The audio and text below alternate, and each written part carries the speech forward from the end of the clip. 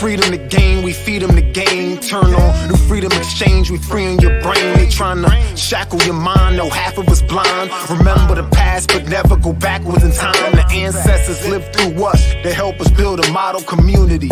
New Africa is soon to be.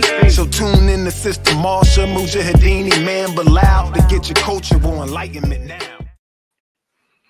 Welcome back to another edition of New Freedom XChange, your cultural expression for social dignity and community empowerment. I'm your co-host, Mujahideen, here with... Assalamu alaikum, Sister Marsha. Wa alaikum assalam, everyone. Welcome back. New Freedom XChange, live and direct here on New Freedom Network and the Exchange. So please do take that second to hit the subscribe button on the YouTube channel for New Freedom Network, on the YouTube channel for New Freedom XChange with an X, and also check us out on Facebook, New Freedom XChange, like us there, and on the network side, New Freedom Network Facebook page as well. So we're happy to see everyone on this Saturday evening. So I hope everyone is doing well, and when you come into the space, let us know, give us salams, let us know where you're tuned in from so we can shout you out. And we look forward to tonight's very, and also every night we come on here. Saturday night is a very special show. So in that order, we have three more special guests. So it's a couple. So three people who will be with us on the screen. So alhamdulillah, very grateful for that. Before we bring them on, how are you all doing? Doing well. It was a nice day today in this area, pretty warm out, and so it was good to have that weather. Yesterday was nice too, so we had two nice days of weather out here. Today I got to at least participate in part of a really historic interview. So today at Marsha Muhammad Noor, there was an interview with Imam Wali, brother Imam, I say Imam. Yeah, you can say that.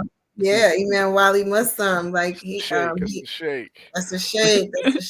So there was an interview with him today telling the history of how Islam was established in Newark way back in the 50s. And so it was good to be able to sit and listen to his stories about this initial group of 12 people who came together to establish Islam in Newark and how that came to be and who all was involved. And, to me, the most amazing thing was that, like, he remembers all of that stuff. This man is 91 years old. And when he was recounting these stories, he could tell you what year it was. He was like, this was in 1957, and this was in 1959, and this was in 1954. And I was just like, yeah, I got a problem remembering last week.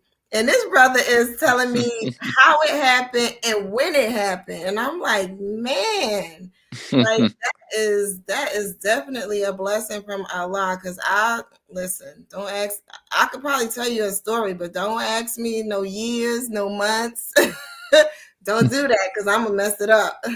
So I thought it was very amazing that he could recount all of that, and I mean he was throwing out names left and right, and I was like, that is amazing. That is absolutely amazing. So I didn't get to stay for the whole program, but anybody who's interested in seeing that, you actually can catch it on New Freedom Network. We have it live streamed.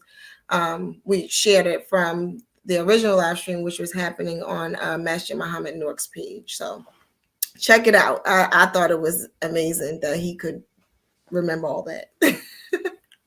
But how about you all? How are you doing? Doing good. I'm gonna put that link in the chat as well for those who come on later to check that out. But yeah, that was I got to catch some of it via online as well. And a brother from Baltimore, Imam Abdul Salam, who came up also was very nice. But yeah, so I mean, I love history, so that's I was tuned in pretty tight. But outside of that, just here with the Ox, the brothers, the young bulls. It's everybody getting ready for the big Super Bowl tomorrow, so we gotta Got a little inside competition on the mat and stuff like that. You know, that's what it is right now. But the one thing that is interesting, like my son's coach, he high school coach, is actually gonna be featured in the Super Bowl for one of his halftime speeches. They're gonna do a clip of what he did back in 2013. So that was pretty interesting. And his thing was like hold the line or something like that. And so I was teasing with my son and just jigging with him a little bit. So it's interesting. But other than that, just trying to stay healthy. How about you, Imam? Oh yeah, so alhamdulillah, everything has been going pretty well. Today we had a successful mentoring program with the scholars. Study wins the race, and I'm happy to report that one of the most shyest so far members, scholars, who does not like to turn on his camera, actually really liked the session today. And I received a phone call from his mother, and she said she really appreciated the session today, really enjoyed it. So that was good to hear, and we're going to keep working towards the goals that they had. Actually, today, speaking of goals, I introduced SMART goals to the scholars, and what is a goal and how to measure it and break down what is SMART, and give them that introduction to that. So we worked through the worksheet, and they were able to identify the goals that they have, and a lot of them said math. They wanted to improve their math grades, and that's a very big thing, and a very crucial element of our life is math is the everyday thing. Even if you're not an engineer or in a heavy math field, you still need to know how to do math. So even basic math. So we made a little layout for them, and we're going to continue building on that as we go throughout the year, checking in with them and their progress on that, and working with them on the progress of that. And so definitely that was good. And we attended also. I attended on behalf of my family and the New Freedom team here, a janazah for one of our dear friends, members of our community, Sister Naja Mahdi Muhammad, daughter of Imam Salahuddin Muhammad, Sister Fonda Muhammad's, her brother, Sister Fonda's brother, passed away. And we asked that people keep the family in prayer and dua and supplication. We attended the janazah up in Newburgh Islamic Center, where the Jummah was held and the janazah prayer was held afterwards, and immediately took the body to be buried at the nearest Muslim cemetery, which is the Mid-Hudson Valley Cemetery. So definitely keep those in prayer, and keep those also infected in Turkey and Syria, our Muslim brothers and sisters who are, insurmountable damage. Last check, I think it was 20,000. I don't know if it rose any further, but 20,000 plus lives taken from the earthquake that took place. So please keep them in prayer and dua, and give what you can if you can afford to give what you can. And also the janazah for brother officer, NYPD officer Adib Fayaz, who was shot off duty trying to get a car for his brother, and it was a botch post online, and it ended him in being dead. So the janazah was packed. From what I saw, over 1,000 people, mainly NYPD, came out in support. The mayor, Eric Adams, the NYPD commissioner, the Pakistani general consulate representative from the council, all gave very good testimonies to brother Fayaz. So we ask all of those things that happen in the world and locally, nationally, internationally, to keep everyone in prayer and supplication during this time. Ameen, ameen, ameen. Wow, so today we got a nice another show, New Freedom February, highlighting, of course, celebrating the past of our community's history and legacy and tribute, but we also are making some new history. We have some people today who are making new history, so we want to bring our first guest. So I did find a nice little video we want to play before they get on. Normally we play the hot tracks at the end, but we're going to start with a hot track. Once this hot track is over, we'll bring them right in. That is our dear sister Intisar and brother Rashid. Sending love in every shade of brown to you. Sending love in every shade of brown to you.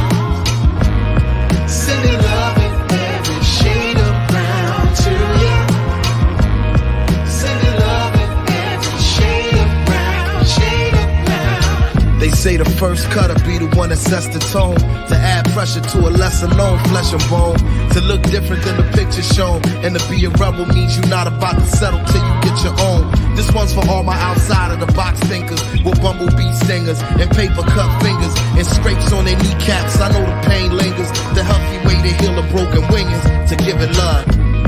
Sending love in every shade of brown to you. Sending love in every shade of brown to you. Sending love in every shade of brown to you. Sending love in every shade of brown, shade of brown. Yeah, the thing about community is how proud it is. We understand what well balanced and what grounded is. And love is the hinge that heals and mends, conceals and blends, and keeps us all covered. That's Browndages. We say it's all black when it's all love, and it's brown when it's all good. Browndages. We help heal the hurt. So put us on. I said you gotta put us on. Welcome. That was groovy. Alaikum assalam. Brother Rashid, I saw you. I can see you in the background. You know, I still get excited when I hear that song. It's a good track. It really he did his thing.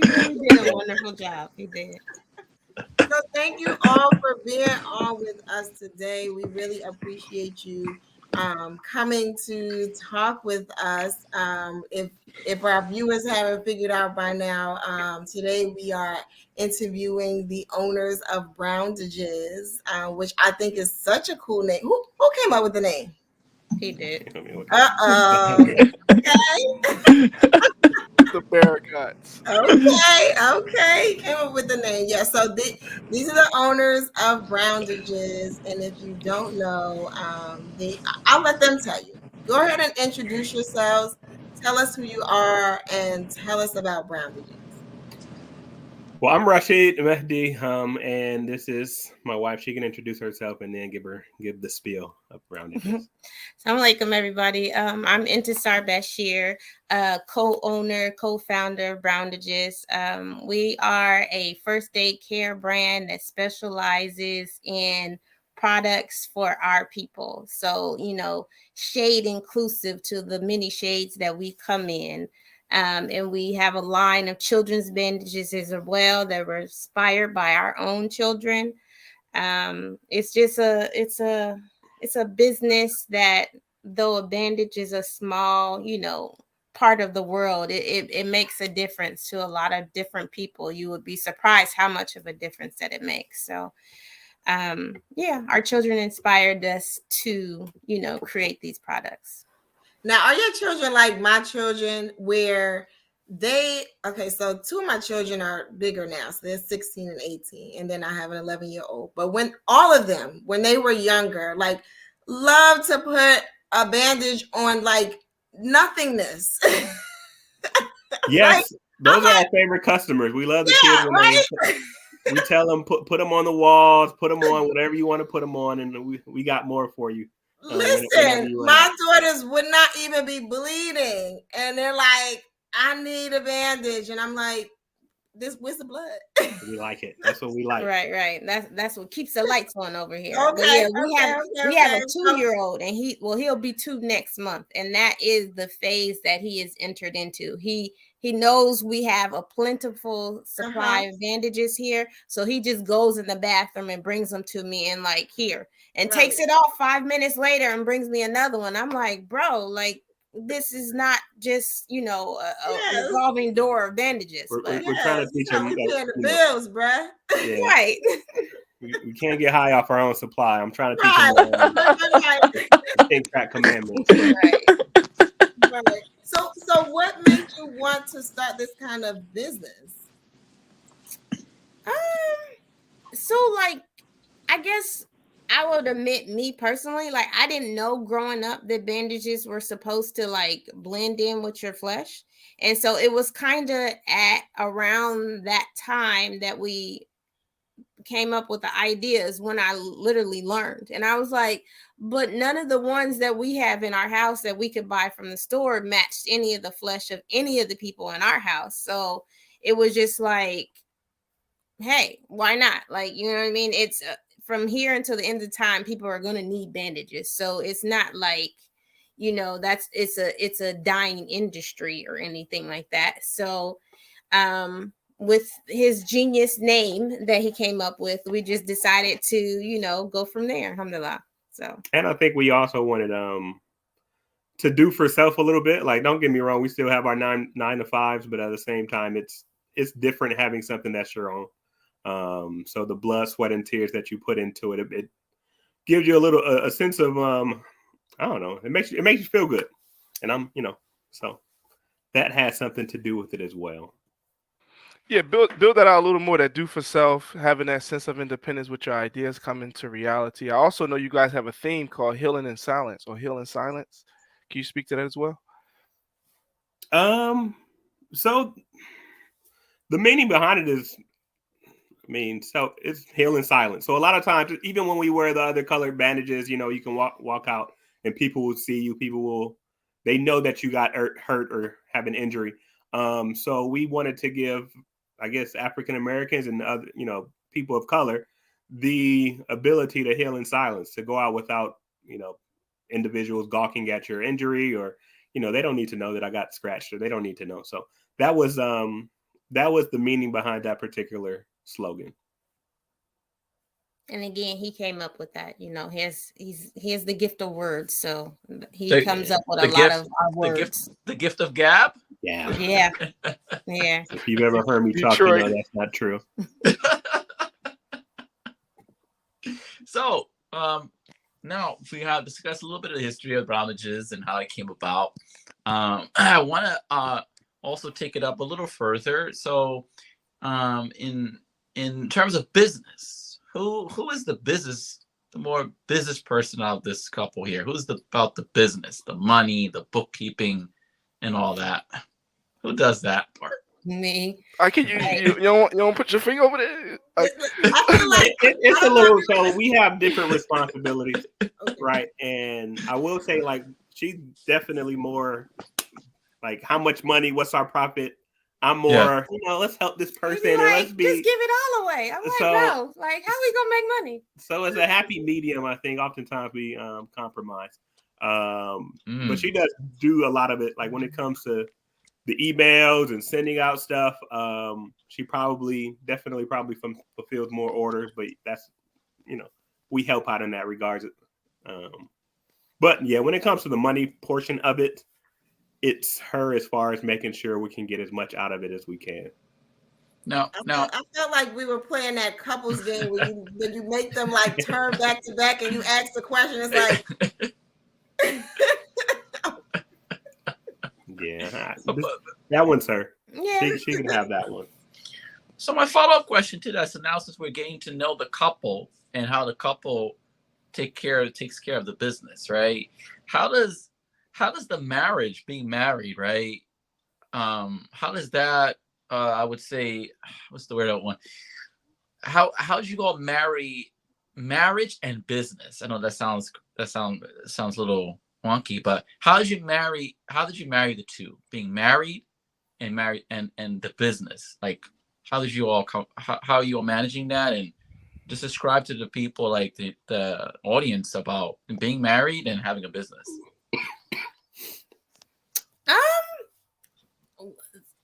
At our core, we are two of the like most laid back people. Mm-hmm. So it's not too much that will like fluster us or like, you know, cause friction or anything. Mm-hmm. And we're just really good. Like he said, like we compromise a lot. Like I'm like that cutthroat, like business person. And he's like, no, like, you know, and so the happy medium is just like a smooth running business. It's not like we're not out to get every nickel and dime, but we're not trying to like just hand our product over to any and everybody. So I think that's how we run our business, and that's also how we like live our marriage. You know what I mean? Like we're very much so. I think also we're both semi, if not completely, like people pleasers. So we try to do our best to like compromise and, do what's best for the other. And so it just kind of works out. Yeah. So, we discuss, same thing with marriage. If, we have any issues, we discuss them. And then we try to, see the other person's point of view. And if it makes sense, so it's a lot of compromising. A lot of me, although I'm right, I will, have it your way. So Aki, so you compromise, man? Whoa, Aki. Whoa, slow down. Right, like it ain't Bilal trying to start trouble, and I ain't gonna let him do that. So Bilal fresh to it. Look at him.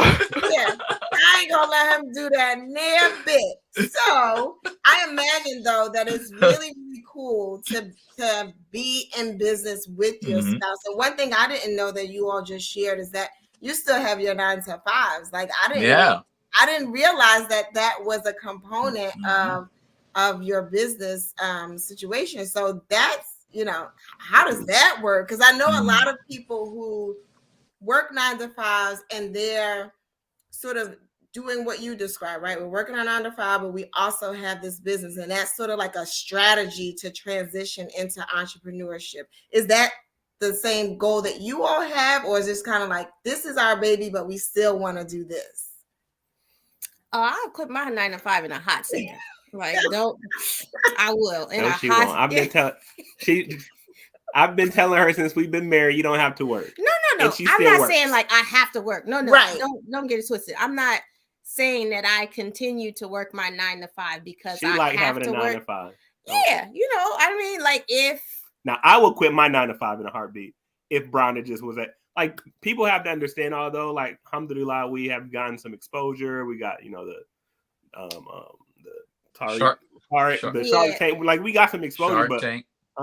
It's not what we're making right now. The revenue right now, it won't pay the bills. Like I'm broke. She got money, but I'm broke, brother. We ain't even gonna let you speak that. We ain't even gonna let you talk we've done well, but it's not enough where we could quit our job. We couldn't. It's not consistent enough. That's what it is. It's like we definitely have these huge, spikes and stuff like that, but we need a consistent, number that we could, live off month to month. And it's a little bit tougher now because the market right now is so saturated.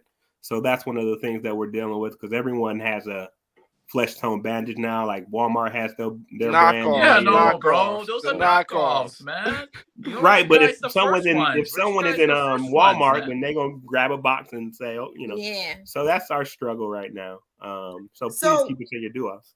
Absolutely. And so some months ago, every August we do something called New Africa August, right? And we do interviews with various different people. And when we're interviewing our business guests, one of the things that we ask them is like, what could the community do to impact your situation? And I wanted to bring that question forward to you all today because, as you said, we mentioned things like, okay, you all have been on Shark Tank. And I want to talk a little bit about that experience too, right? Because that's cool. People know what Shark Tank is. And so they're like, well, what was it like? But before we get into that, I kind of want to know, like, how could the community be impactful in relation to Browndages? Well, alhamdulillah, like the community has really, like, to this day, like they're why we are still, in existence. It's just a matter of continuing to tell a friend, tell your mom, tell your cousin, like that's where our biggest gap is just in further exposure and marketing. You know what I mean? Like I said, like bandages are something that people will need. You know what I mean? Some people need them more than others, but it's something that the need for them will pretty much always be there. So it's like once people find out about our company, then it's kind of like a no-brainer almost. Like, why not support your own people? But it's just a matter of them finding out about our business. Yeah. So it's like all the shares and telling a friend who's not on social media, like that's where it really shows us that people are showing up for us, and just continue to share with their community, share with their networks and stuff like that. Yeah, because it pains me every time I meet someone and I ask them if they know what Browndages is, and they've never heard of us. Because in my mind, I'm like, okay, we got some exposure, but there's a large portion of the population that they have no idea what Browndages is. So just a matter of just sharing, as you said. Yeah. So let's talk a little bit about Shark Tank. Because talk about Shark Tank. Yeah. So how was it? Like, first of all, what made you decide, let's go on Shark Tank? And then what was it like? And so as far as what made us decide, we've been extremely fortunate throughout this entire process, where a lot of times we have people reach out to us. So even with the music video that the Roots member did, they just reached out to us and said, would you mind? Same thing happened with Shark Tank. It was during the time of COVID. So normally Shark Tank, they do have auditions, I believe. But we just got an email and asking if we wanted to be on Shark Tank. So, yeah, sign us up. It definitely wasn't as easy as that, though. Like, yeah, they emailed us, they reached out to us, but it's a very long, drawn out application process that you have to go through. And then they're constantly cutting people. So you make it from round 1, and then round 2, you have to do a pitch video. And send it in, and then they show it to producers. If the producers, you go on to the next round, and then it's like once you make it through a few rounds, that's when they match you with like an actual producer, and then they coach you to getting your pitch to where it needs to be for it to again be viewed by producers to see if you make the cut for filming. And even if you film, there's no guarantee that you air. So it's just like, it's so many different layers and stuff like that you have to get through to actually air on TV, to get the main thing that a lot of people want is that exposure. So it's just a lot of, like, I want to say it started like February 20. When would you be born? 21. In February 21, we started the application process and stuff like that. Then we filmed in July, but it didn't air until April 22.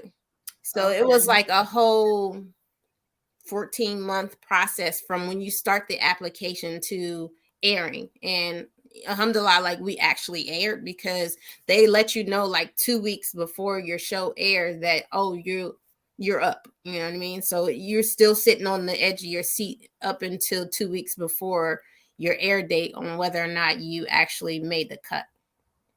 Hopefully, I'm not sure if all this information, if we're supposed to be sharing this could be trade secret. So you may have just gotten us sued. So appreciate that.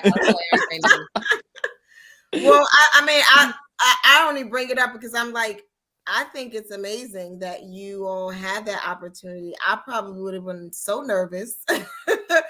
And it was exciting for us to see you all on there. Like, I don't know you personally. I didn't, but it was just like, they're from my community. Oh my goodness. I'm telling my children, they're looking at me like I'm crazy. And I'm like, but that's us, y'all. Yeah, right. Yeah. We was doing that for everybody. That wasn't just for us. So alhamdulillah. Yes.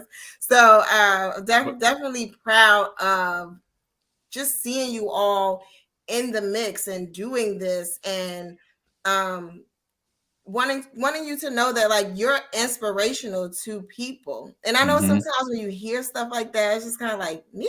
But I'm like, yeah, y'all. It's inspirational to know that someone who looks like you, is connected to what you're connected to, went out there, started a business, expanded to opportunities that we may not have even known that we could possibly be connected to, and make it work. And so kudos to y'all. Appreciate it. That was one of our goals. We definitely wanted to try our best to represent for the community. Hopefully we did okay. I know, even so, when it comes to wardrobe, they ask you what you're going to wear. It's really up to you as long as it doesn't have logos or anything. But we have our like Browndages baseball caps. But it was immediately I got to wear a kufi. Like she gonna wear a scarf, I'm wearing a kufi. Right. So that was our goal. I think just to try to represent. I think I probably fell short a couple times, but I don't know. Yeah, I know I did as well. So it's like, alhamdulillah, we went out there and tried. So alhamdulillah. No, it's multiplying. We actually just put that link in the chat for people to look at it again and share it, because as you share that content, again, it gives more exposure to their business. As we did just put their website on, browndages.com. We're looking forward to being a distributor with our prosperity market, so we're going to be sharing it with our network as well. I have the full pictures of the product so you can see it if you're not able to get to the website. Y'all can walk us through some of these.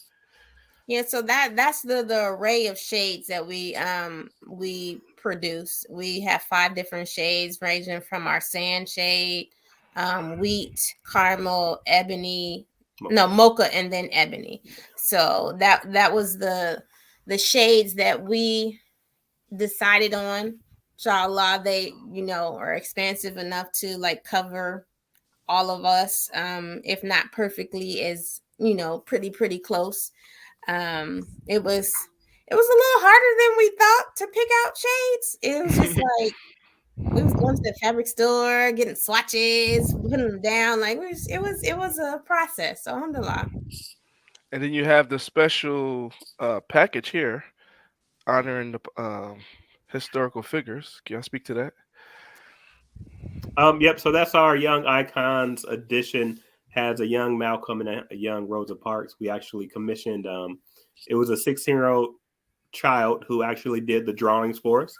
And, we wanted to, everything that we do, we also try to like just support other Black businesses if we can, or Muslim businesses. So this was a 16-year-old African-American child, a friend of mine. Son. Yeah, her son. But he did it for us. I thought the artwork was great. We actually have a couple more designs that we were thinking about. One has actually Sister Claire Muhammad on it. I forget who was on the other one. But yeah, so we're still trying to figure out if we're going to continue with that line. And then this is the last one I got here. I guess these are pictures of young. Yeah, these come from our unisex 10. It has a male character and a female character.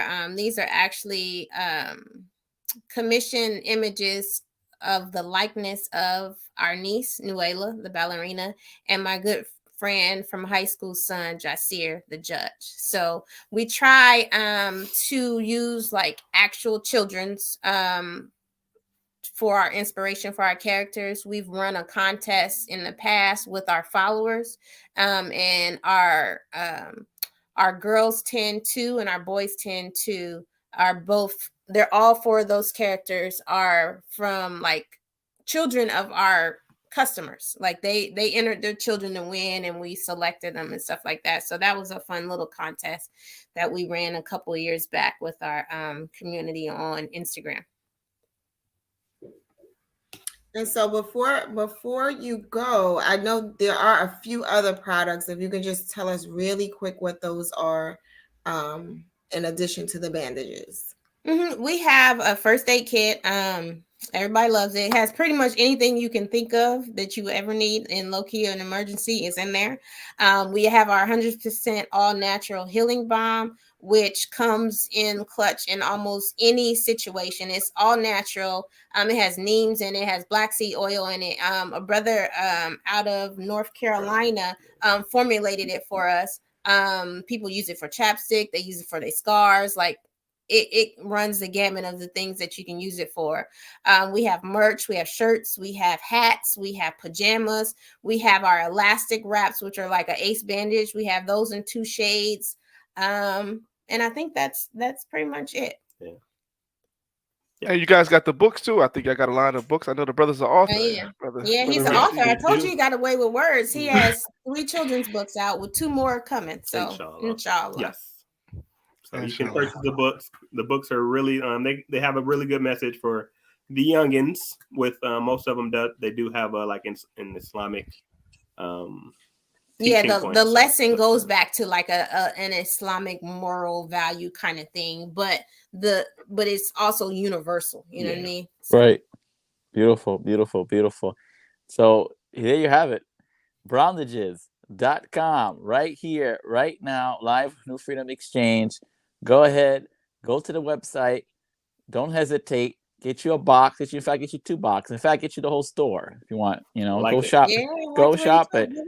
Go shopping. Get the full store. Get the ace bands. Get all that. The palm. You need all of it. Get the books for the children so you can read to the kids. Or literacy is important. Literacy is important. So reading to our children and exposing them to literacy is very, very important. So we want to encourage our listeners. If you're watching now, you watch the replay. Go ahead. Go click on Browndages.com and make your purchase today. Absolutely. And as a mom, I know what it is for our children to have something that they know represents them, just to have a bandage on that's their color, and they don't have to have the bandage that's a bunch of shades lighter than them. Like, it does something for them. It does something for their self-esteem. You can just watch, a child put something on that represents them, even when sometimes they have the crayons now that come in the multi colors. And so to be able to color their picture in their color, it does something to them. And I'm sure that the Browndages does the same thing for them. So make sure you get your box, get a box for your babies, your grandbabies, your nieces, your nephew, everybody gets some Browndages. Or you get a Brownish, you get a Brownish. Right. All right. So we thank you again for coming with us. I got one thing to say before I leave. I just learned this today. It was a presentation down in North Carolina, and they said that poverty is the worst form of violence in this country. And so here we are with a family here, entrepreneurs, presenting a product of our own. Let us support each other and all that is good. So we thank you all for joining us. And you're welcome here. This is New Freedom Exchange, and we thank you for being a part of this conversation. Appreciate it. Thanks for having us. Thank you all. We'll be right back after this commercial for our second half. Thank you. Assalamu alaikum.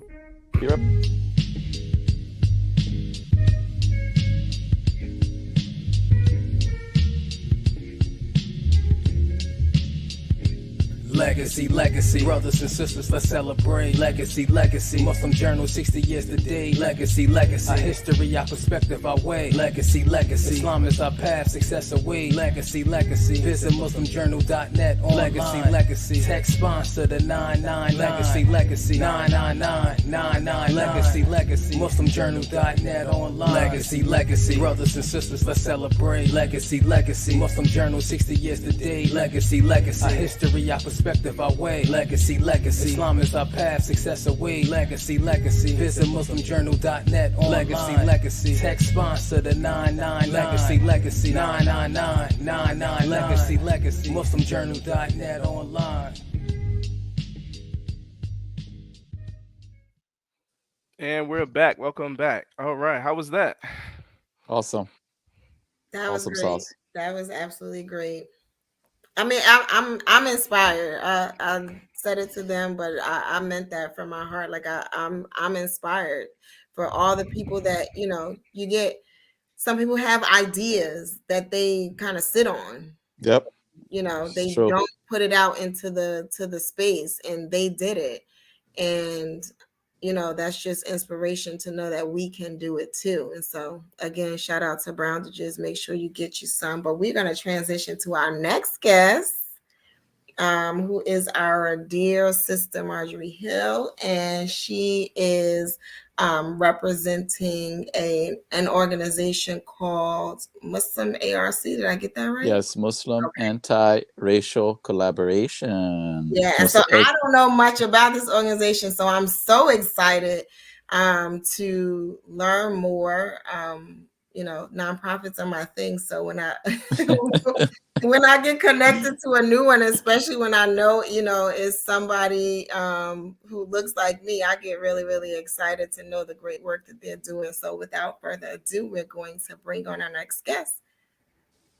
Assalamu alaikum. Wa alaikum salam. How are you? Oh my gosh, I'm following such an amazing dynamic duo. I am so excited and honored, and your beautiful smiling faces, Imam Bilal Wa alaikum assalam.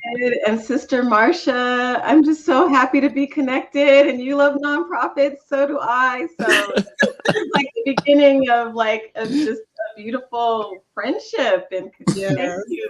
Yeah. Yes.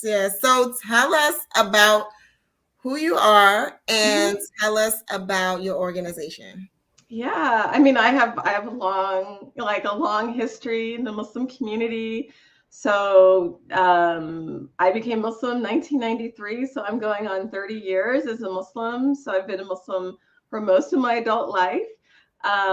It's been when I embraced Islam, I took Shahada at Masjid Worthing in Oakland, and grew up in Northern California.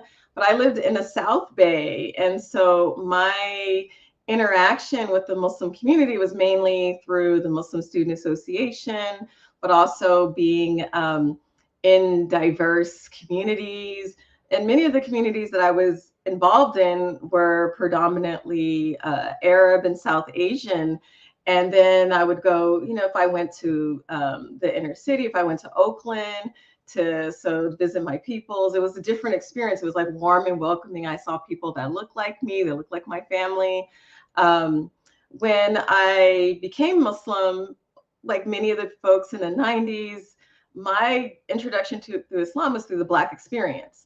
And it was also seeing so much love for Black people too, and the Black family. So some of the folks that gave me dawah, they were like young Muslims and they were getting married. And I was like, wow, there's something really special about this faith, right? And I had obviously like the biography of Malcolm X. So Spike Lee's Malcolm X movie had just came out. And I was just really, I knew if Malcolm X could be transformed, I was like, okay, like I could get my act together, maybe inshallah. I was not going to be at that level. So, but over, through that time of being a new Shahada, I noticed that there were some differences in treatment and I didn't have the words for it. But over time, when I chose to go back to school and decided to go into graduate school, I wanted to explore questions around racial identity formation in the Muslim world, because there were things that I didn't have the language for what we come to call microaggressions, what we call the ways that they refer to Black folks. And I saw that many of our people, like our young people, were going to schools in predominantly Arab and South Asian communities, and it was having an effect on them. And so after I left graduate school doing this research of racial identity in the Muslim world, in the Middle East and Islamic Africa, and then I taught at a Muslim school in Philadelphia, where it was like half Palestinian, half African American. I had this background in pedagogy and online learning, and when I was put in contact with some other activists and organizers, I had this idea of doing a massive online open course to take how I understood Islam, right, with our anti-racism ethos, and to make sure that our community was living by that there were, we knew that non-Black Muslims were using racial slurs. Like even African Muslims had racial slurs that they were calling us, right? Like you have Jarir, like so the Somalis are using the term Jarir, or some of the Nigerians Akata for African Americans. And to be able to train people so that they could go back to their communities and learn how to not be racist. So that was the intention of MuslimARC when we first started, which was 9 years ago. We just tomorrow will be the first, it'll be the 9th anniversary of the hashtag Being Black and Muslim. So we launched with the hashtag conversation on Twitter and on social media to discuss both the beauty and the opportunities, like what we celebrated as being Black Muslims, but also some of the challenges that we faced in Muslim communities and beyond. And from that hashtag conversation, it went viral. The media picked it up. They picked up some of our other campaigns, and that was like a needs assessment that we had to sustain the conversation on race in American Muslim communities. And from there, we did a like the first national quantitative study on inter-Muslim ethnic relations to see, like, is this a problem, or are they just saying it was me? Because at first they used to tell it was just me. They're like, no, they're not treating you different, Margaret. It's just you. And I was like, okay, like, so I had that, but every time I would meet people in my similar circumstances, they had similar experiences. But when we did the study, we found about 60% of Muslims overall had experienced some form of discrimination, like racial, ethnic discrimination. 79% of Black respondents reported that they experienced discrimination in Muslim communities. 79, I think 85% of the Latino Muslims reported discrimination, and 79% of the mixed race. And that could have been any, whether they were white and Arab, Black and Arab, because we didn't distinguish. We weren't such great social scientists, like we had to like to disaggregate data. But it was, that was enough to say, like if people were turning away from their faith because they weren't fully welcomed or they had these encounters, that we had to do something. And so since then, like we have done curriculum, and we also felt that there was a need to ensure that the national Muslim organizations put issues that were of concern to the African American, the Black American Muslim community, put those on the agenda. And so there was a lot of we had to do a lot of advocating, a lot of kind of pushing for that, and specifically around issues like police brutality, around gun violence, around poverty, just really making sure that they were focusing on domestic issues of racial justice. So you've said so many things, and I don't even know where to start. Yeah, if you want to dive in, it was a lot. No, but let me tell you something. What I am so impressed by is the fact that you had an experience, both directly and indirectly, in terms of observing the climate around you and how African American Muslims were treated differently, right? And your thoughts were to, let's research this. Let's do a needs assessment. Let's get the data on this. And so, and let me let you know, you are speaking my language for sure. My master's degree is in nonprofit management. I'll just say that. But we need you in this space because we also have a lot of issues with our nonprofits and the management. Whole nother show, right? But the fact that there is this research happening within the Muslim community around how we treat each other, I think is amazing, right? Because so many times, people say things like, they feel this way about us, or people don't like this because of this. And it's not grounded in anything. But when you put a survey to it or do some research around it, now you can quantify and qualify those statements with something. And so I love it. And on top of that, for me, it's also like I guess it's eye-opening probably even to do that kind of research, because you say, well, Islam is the religion that it is, right? And it's all about treating people well, right? And so you wouldn't even fathom in your mind that in this religion of treating people well, amongst other things, that there is a schism between the way Black Muslims are treated and other ethnicities of Muslims are treated. It doesn't fit. Yeah, so I'm just like, yeah, I'm glad that you did the research, because those things don't fit in Islam, but they do exist. And the only way, I guess, to tackle that is to say, here's the data. Now, what do we do about it? Exactly. And part of it, it's like, because we did have even with the hashtag conversation, which is data in itself, it was like doing a survey. When you have thousands of Black Muslims sharing their experiences, that was saying like, look, this isn't just a one-off thing. There's people that are experiencing this globally. Like we had UK Muslims weighing in. We had Black Muslims that were studying in Indonesia sharing their experiences. But really, like most of the participants in that conversation, they were in the US, and it was coast to coast what they were sharing, like when they did have certain grievances, when they experienced types of the discrimination. So, and what we have within our own community is like when your own community mistreats you, there's a different level of betrayal. There's a psychological aspect that Dr. Camilla Mu'min Rashid talks about, that it's even harder on you, you know? And so, you know, our religious spaces are supposed to be safe spaces.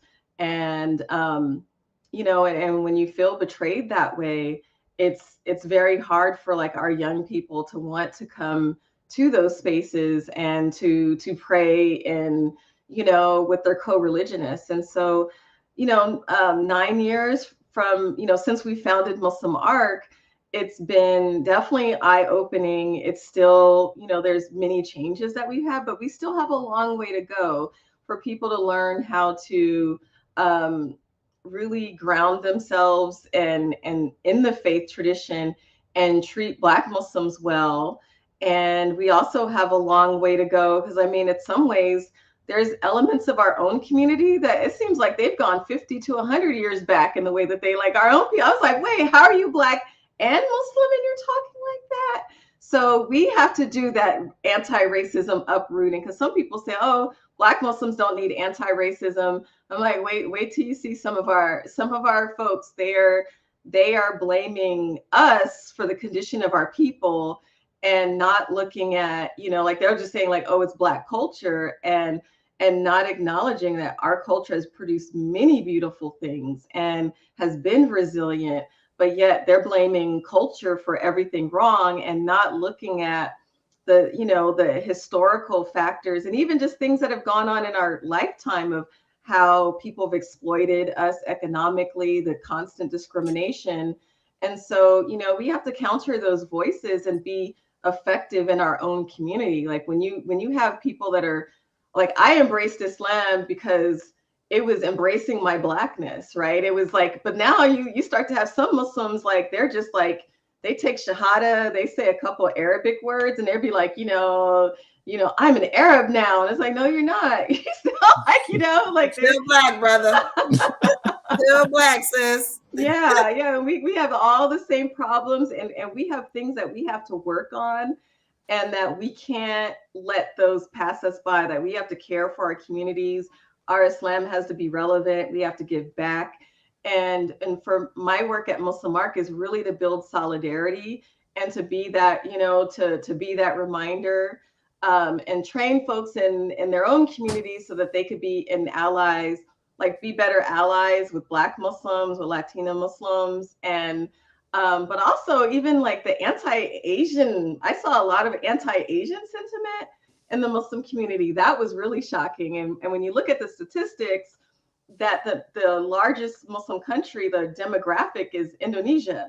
And by far, Southeast Asian Muslims, it's like if you take like Black Muslims, like sub-Saharan African Muslims, not North, no, we're not talking about Egypt, even like, but it's like that Black Muslims will eventually surpass Middle East, like Swana, North African, Middle Eastern Muslims demographically by 2050. But if we count Sudan and the Afro-Arabs in North Africa, I think we're about on par as far as like Arab Muslims demographically. But yet when you see the depictions as far as like who's a Muslim, you never see Indonesians or Malaysians, and you hardly see African Muslims. They always show a certain phenotype, a certain culture, when Muslims globally are very diverse. And we know the statistics of what we are in the US.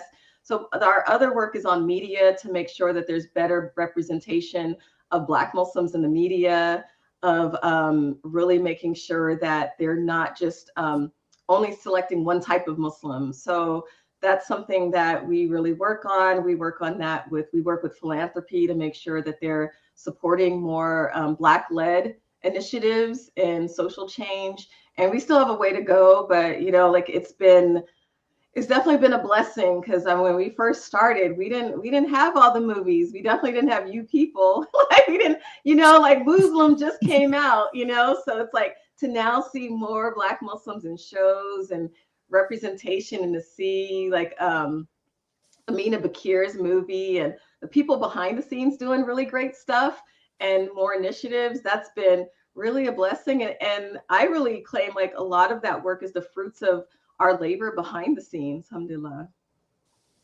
Excellent. I want to go back to a little bit in reference to how the MuslimARC deals with systemic racism, and we talked about it, but really diving a little deeper into that conversation, because that's a conversation that needs to be had and continue to be had in our communities. How that has played a crucial role in a lot of our communities being in the social economic situations that they find themselves in, that we are in. It's because of systemic racism, and it's many components. It's like a spider with like multiple legs. Like it has this leg. So how does the MuslimARC tackle the institution of systemic racism?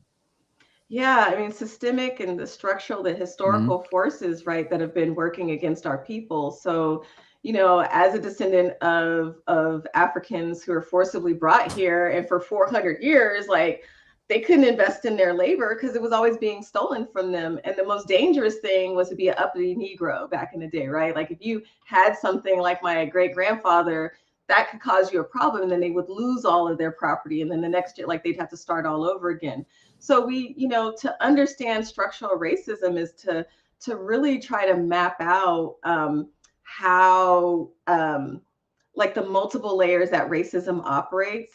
And for us, we kind of break down within our training the 4 I's of racism, which is like the ideological, the ways that like the narratives, the ideas, the stereotypes that allow for people to be treated in a different way, to be treated as less than human, right? So that's the ideological, and that could be whether the stereotypes and the tropes and the and then what happens when it gets internalized by people, right? That could be the internal, so that's the other I, and that could be internalized superiority, right, or inferiority.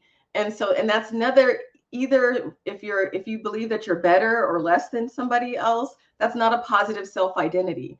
And so we can internalize these things that we've been taught like for 400 years about race, about how people, like who's more human than others. And then in the other dimension of racism, the interpersonal and how we treat each other. So that's where we tend to focus a lot on, which is like the racial slurs, the microaggressions. We cancel people, right? Like online, they like to cancel people for saying the wrong things. So there's so much focus on the interpersonal, right? And the hate crimes, which are very rare, but they do happen. I mean, I faced hate crimes and racial intimidation. It's something that we have to stomp out. And then there's the institutional, how it lives, how it's reproduced in organizations, within schools, between institutions. And so we have to understand the cultures and the unwritten policies and how people are treated. And from there, we have to think about our individual responsibility and to act on each of those dimensions. How do we counter the ideological racism? How do we uproot the internal? How do we intervene for the interpersonal racism? And what types of policies and laws, things that legislation, how do we organize and build power to transform our institutions and ultimately society? And so for each of those dimensions, we have to empower people to be able to act, to not feel hopeless, right, about racism, that we can be, instead of cogs in the machine, we could throw a monkey wrench in it, or we could build something else, right? So it's very exciting that we can do little things to make a difference. And how do we deal with that? Like, even if we talk about the institutional, which I think is the most important part, right? We can always focus on the interpersonal, but all of this is being replicated and reproduced by like the media institutions, right? Or banking, the financial institutions. And so I hear you, you know, with the financial aspects and the racial wealth gap, you know, these are things that we have to think through of like, how do we empower our community? How do we build power, build economic power? How do we collaborate to counter those who benefit from our oppression? Because there are people that do benefit, right, in what's happening, whether that's in the suburban rings. Because where I live, like they push out poverty, right? You could be in San Bernardino County, where I live, and all the people that are getting displaced out of Los Angeles, they're going to San Bernardino. And so it's like, so it's not even in the inner city. It's like they're, you know, in the suburbs, sometimes it's in the country. And so we have to think through ways that we address the immediate needs of our people, whether that's like the food kitchens, the backpack, you know, programs, the after school programs. And then we got to address the long term, the institutions, whether that's government institutions, things. And for us, we found that community organizing, building people power is important. And behind that, you still need people to make enough money. We need philanthropists. We need people to have money to really to hold those accountable, right? And to build new ways that we can live with dignity. So I do think it's like sometimes like the economic aspects of anti-racism are downplayed. And that's sort of like that paternalistic approach to, you know, DEI, you know, it's like, oh yeah, we're going to help these people. But, you know, the thing is like, what's really beautiful that we understand, like of the Muslims, even coming from the Nation of Islam, like they were just like do for self, right? And so we weren't dependent upon a nonprofit that was run mainly by white men on top telling us what we could do and actually creating more problems for our communities. But we understood what we needed and we did those things, whether that's creating stores, having farms, you know, like just like Black endeavors, which gave us some autonomy from the systemic oppression in the society. So we definitely need to go still do some more research. You know, I'm down, like if y'all have time, I'm here for it, and to have these deep discussions to be, you know, like for us to do that real systemic change that Muslims can do. Like we were at the roots of it, and it's really beautiful. It's really amazing. And that's, for me, that's what still inspires me in my work. Yeah, we definitely going to unpack. I'm taking notes over here. We definitely going to have to unpack that. I ain't going to do a snatchies. No snatchies tonight. But yes, he is. Yes, he is, sis. Don't say too many words, because you gonna have so your whole script on his paper. I got a treat for you. I'm gonna play a quick clip of Malcolm X real quick as a treat, and then when we get back, I do like to address, because as you stated early on in your introduction about how it made it seem like it was just about you, maybe your experience. Me being born and raised Muslim, right, and going to the camp and outings with those other different types of Muslims, and not knowing that we know how to understand a little bit of Arabic and stuff, right? So they talk a lot of crazy stuff when they out there in the woods. So I'm gonna play this little clip real quick, and then inshallah, if you could just talk about how that impacts the children. You did talk about institutionalized as a school, but just in our homes and so forth and so on. So here's a real quick to what you were just speaking about. Negroes in this country are confronted by is with a re-education program, not a re-education program for whites, but a re-education program for Black people themselves, to eliminate the negative image that has been through propaganda instilled within us of ourselves since we've been in this country. It'll take an entirely new approach to restore some kind of racial pride and racial dignity in the minds of the Black people. And once we have this pride and this dignity, we can get the cohesiveness and the unity and harmony necessary to solve our own problems here in the Black community, instead of waiting for representatives of the white community to come uptown and solve these problems for us. So that's just a snippet. I mean, and everything you've been talking about is just compacted in that quick snippet. But if you could share your reflections on that, and then address the youth. Definitely. I mean, the way that I see how Black people treat each other and leadership, like I mean, in movement spaces, we call that lateral violence. But when we love each other as much as we're like looking and respecting those from the dominant society, if we did that, I mean, we have really effective institutions. And that takes like healing from the trauma, healing from the bombardment of images that tells us like we are less than. So, I mean, he's absolutely right. And our children are subject to that. You know, they're getting bombarded by just a lot of negative imagery.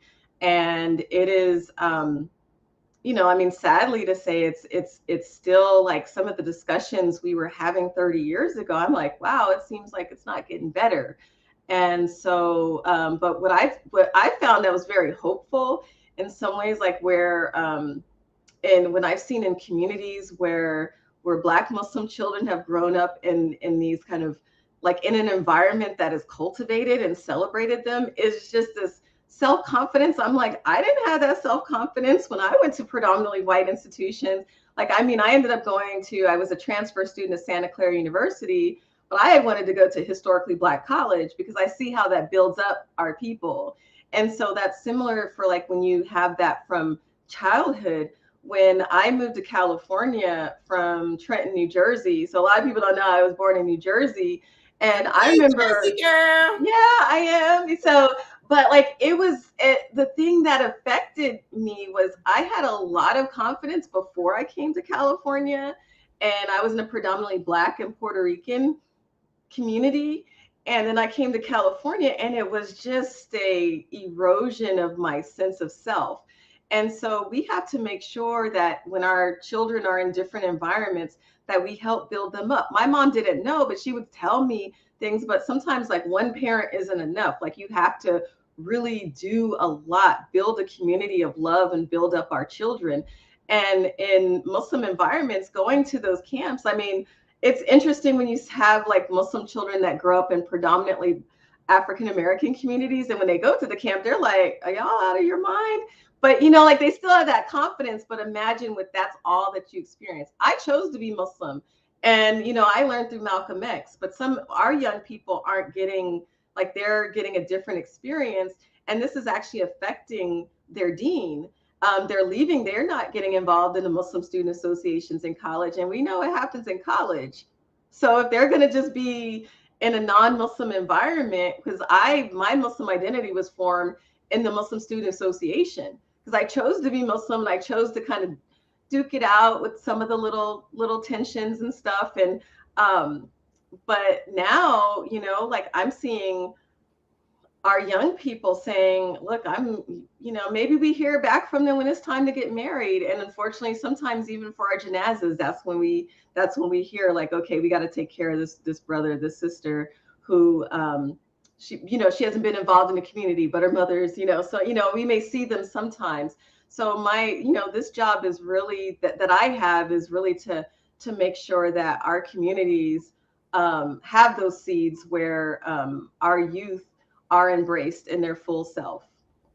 Yeah, and just to echo what you just stated about, you know, the young people and maybe not even being connected to the MSA. My daughter was just sharing with me. So she's a freshman at Howard, and she's one of the freshman representatives in the MSA. And she was sharing how they had just recently had some kind of event. And there were some people from campus that came to the event that she didn't even know were Muslim, because she was like, where y'all been? You know? And then she had one young man say, yeah, no, she didn't know he was Muslim. And he had said to her that he was Muslim. He's like, but I'm not joining the MSA. And so I thought that was interesting. I also chose, I guess, to be Muslim. And I wasn't Muslim in college, and I can't even fathom what that experience could potentially be like for a young person. But I just wanted to echo what you had just stated, because she just shared that with me. But what I'm interested to know is, in terms of the training that you provide, who receives that? Do you provide it for organizations? How does that work? Yeah, so we do have organizations that do bring us out. So sometimes we do in person. So if we're local, like I live in Southern California, so I could drive out, and other organizations will bring out a MuslimARC representative. And we also do webinars online, and we also organize our own webinars where individuals can purchase a ticket and attend. We have a membership program, and our webinars were free for members. Now, you know, some of the webinars, like it's a reduced fee for members, and but individuals can take our classes and workshops, but also organizations, and organizations can collaborate to book us, so that we're happy to come out and work with communities bringing multiple organizations or board members. So we've worked with boards, we've worked with the youth programs. I mean, our curriculum runs the gamut from K through 12. And we also have our competency, which is for leadership development for nonprofits. I like that. I already know Marsha's head is spinning right now. My head is all the way spinning. My head is doing some kind of exorcist type thing right now, because I'm just like, you know, so to that point, who's the ideal candidate for this training? Yeah, so the other track that we do have, so there's 3 tracks that we do have, and for Muslims, they tend to take our anti-racism competency. When we work with universities, other like who are not Muslim, because Muslims, we got our own universities, mashallah, we're here.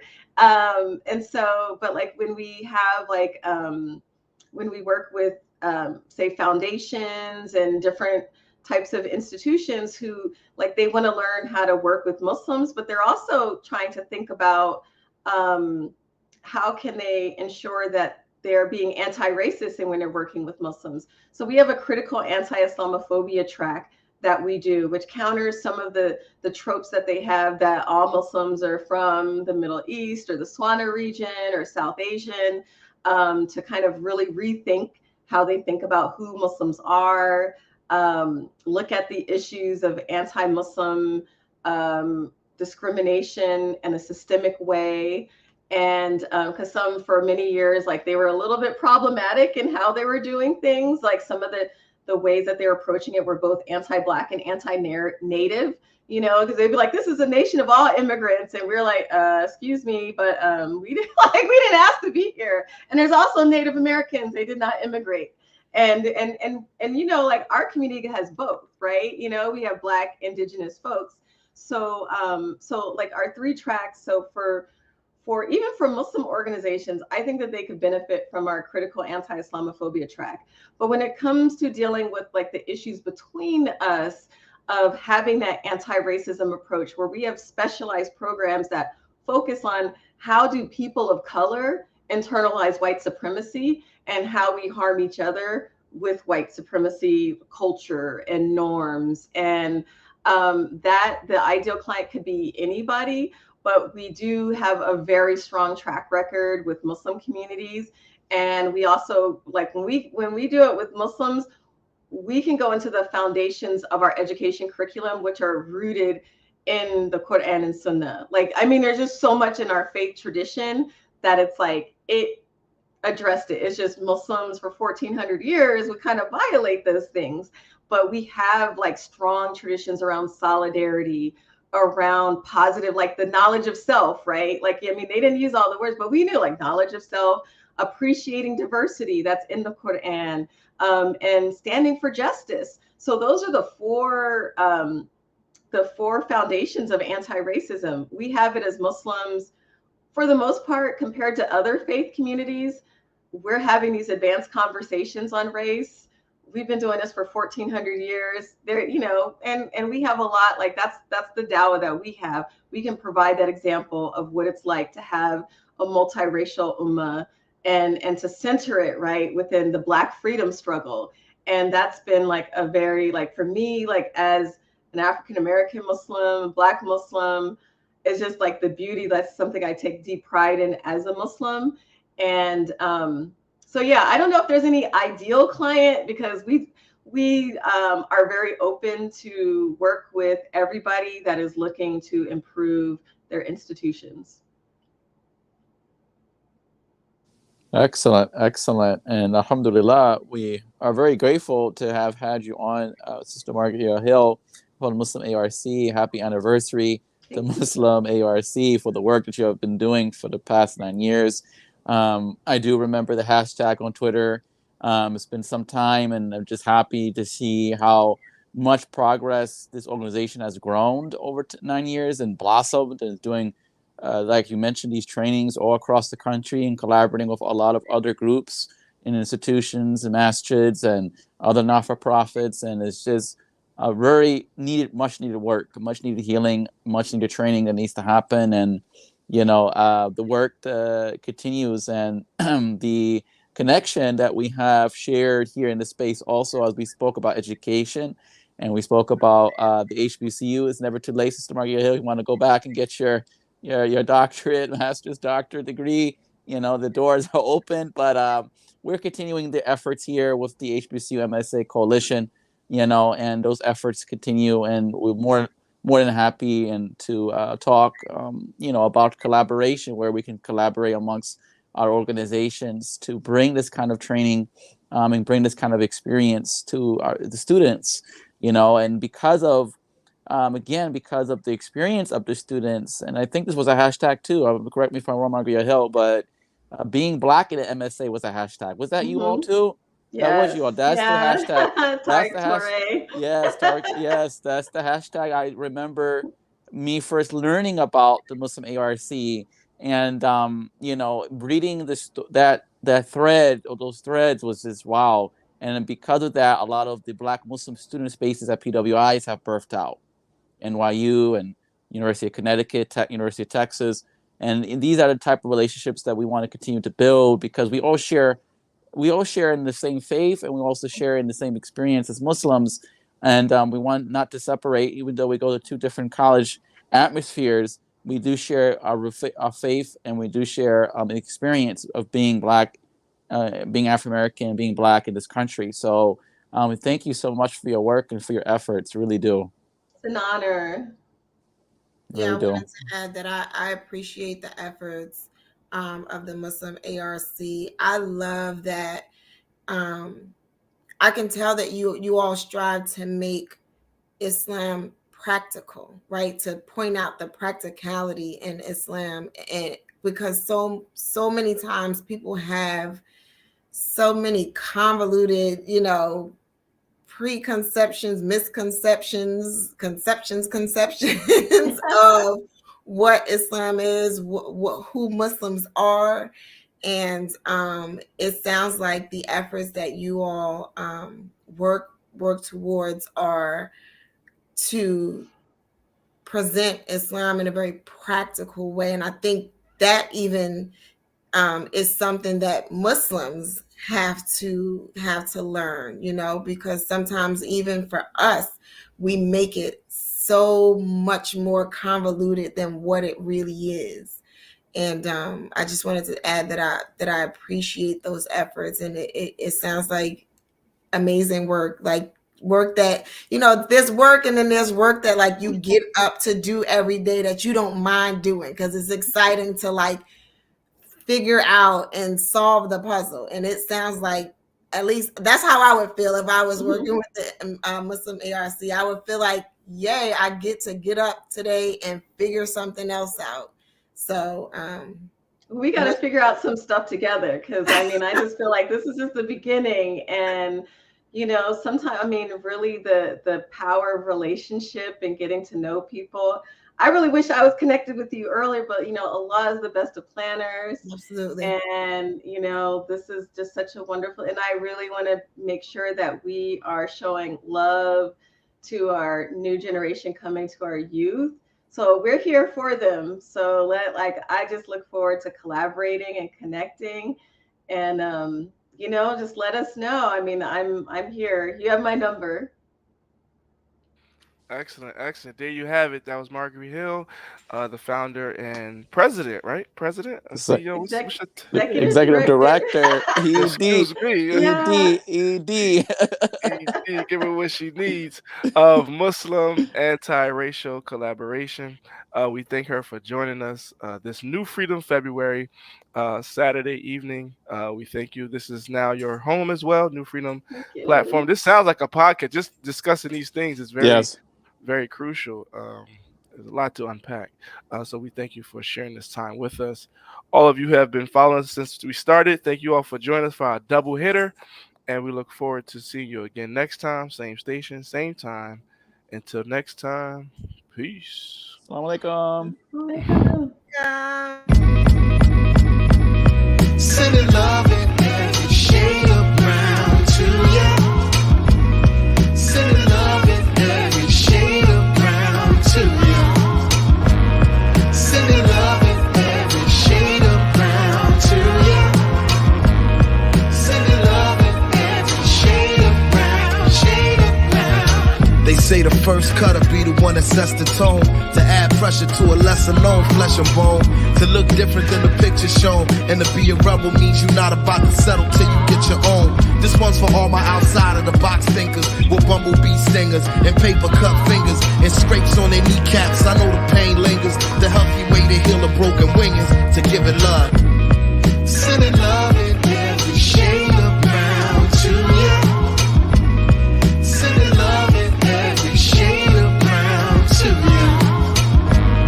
Sending love in every shade of brown to you. Sending love in every shade of brown, shade of brown. Yeah, the thing about community is how proud it is. We understand what well balanced and what grounded is. And love is the hinge that heals and mends, conceals and blends, and keeps us all covered. That's Browndages. We say it's all black when it's all love, and it's brown when it's all good. Browndages. We help heal the hurt. So put us on. I said you gotta put us on.